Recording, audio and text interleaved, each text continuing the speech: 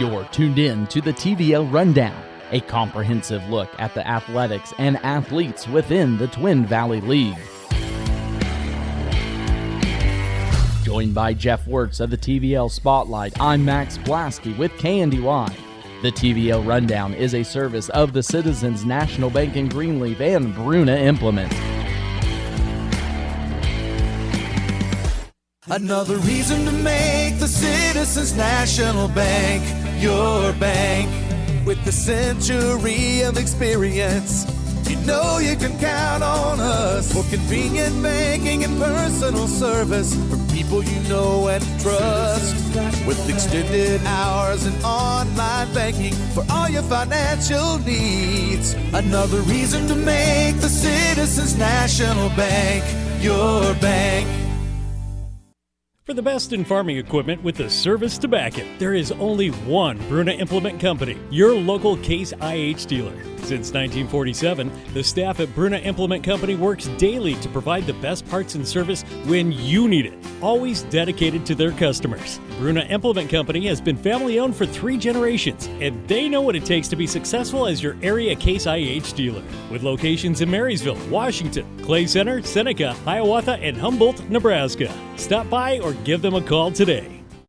Well, welcome into a state basketball edition of the TVL Rundown. Again, joined with Jeff Wurtz of the TVL Sports Spotlight. The Twin Valley League has had an exceptional run into the state semifinal action. We're going to start with 1A Division II girls. In opening round action, Hanover defeated Maridazine Valley 71-61. Lynn over Argonia 60-43. That matches up Hanover against top seed Hutch Central Christian and Lynn against 3 seed Buckland. In the semifinal action Friday from Emporia. Time of recording, those games will be going on, but just a heck of a win for both of those teams. Hanover pretty much held a double-digit lead all of that game. Maridazine Valley made it close at the end, and for Lynn, they jumped out big on Argonia, who was a couple people's pick to win state this year, and once again, I think both those teams just showed exactly what the Twin Valley League was like.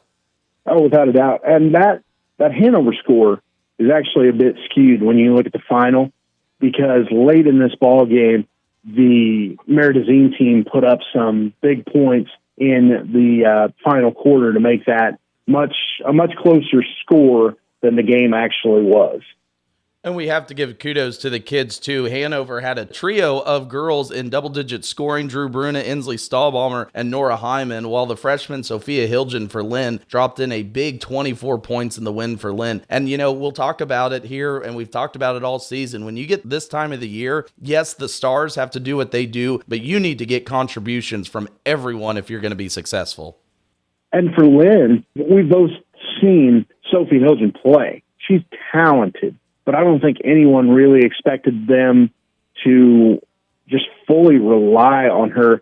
After a couple of the players that normally step up for Lynn, Bailey Peters was held to no points, Gretchen Bott with 10, and of course we know that Izzy Ruggie was playing with a bit of an injury, so it had to be somebody, and Lynn really stepped up, getting a couple of players that don't necessarily always have big totals, but they did in this ballgame.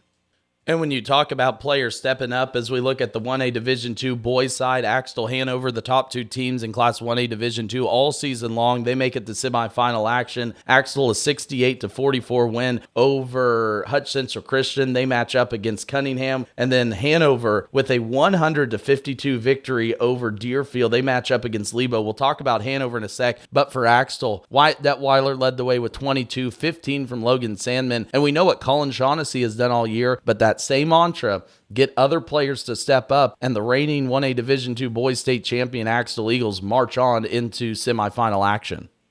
And we know what Axtell can do.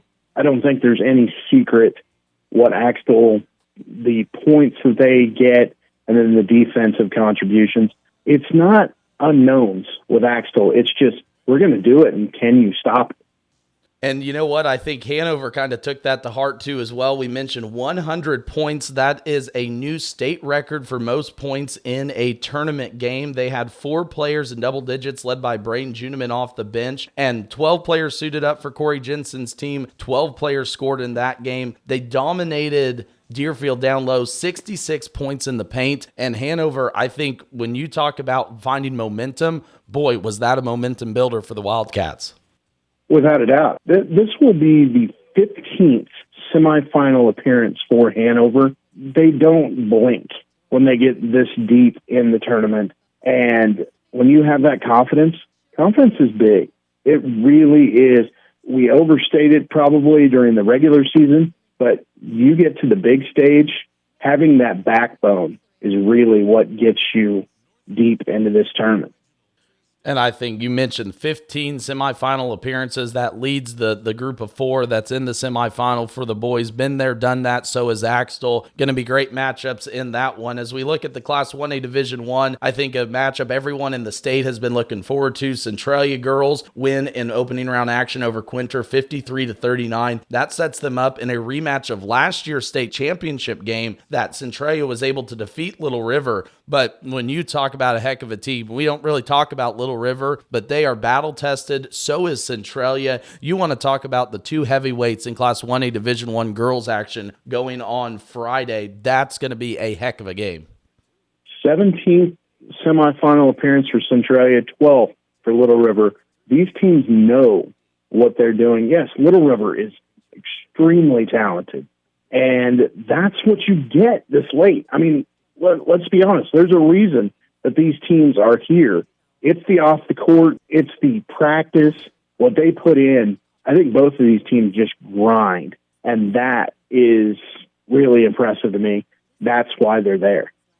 And if you're keeping track, that is 5 of the 12 teams in Class 1A that made the semifinal from the Twin Valley League. Nearly half of the teams are from our area. Just absolutely kudos to all of these teams, no matter how they wind out the end of the season. Last team I want to talk about that was at state was in Class 2A girls bracket. It was the Valley Heights Mustangs. They bowed out in first round action against Mound Ridge, 63-48. But Mound Ridge, the top team in Class 2A most of the year, reigning state champions. The Mustangs gave it their best effort, led by 3 at half, but just didn't have enough firepower to keep up with a very solid Mound Ridge team. But kudos again, Jordan Broxterman and the crew, their 7th trip to state in Coach Broxterman's 10-year tenure, and what an excellent representation they were for the Twin Valley League this season. Valley Heights was a terrific team all year long. Yeah, like you said, it was just too much late, and that doesn't discount anything they did in all of 2025-26. It was a phenomenal team, and they have to be proud of what they did this year. And like I said earlier, kudos to all the Twin Valley League teams that made it to state too as well. It just once again goes to show that the Twin Valley League is the toughest league in the state of Kansas. We'll have a full recap of state tournament action next week, as well as start talking a little bit about spring sports as that calendar flips over here pretty quick. Again, for Jeff Wurtz of the TVL Sports Spotlight, this is Max Blaske with KNDY Radio. Thank you as always for tuning in to this week's edition of the TVL Rundown. You've been tuned in to the TVL Rundown, a comprehensive look at the athletics and athletes within the Twin Valley League. Joined by Jeff Wurtz of the TVL Spotlight, I'm Max Blaske with KNDY. The TVL Rundown is a service of the Citizens National Bank in Greenleaf and Bruna Implement.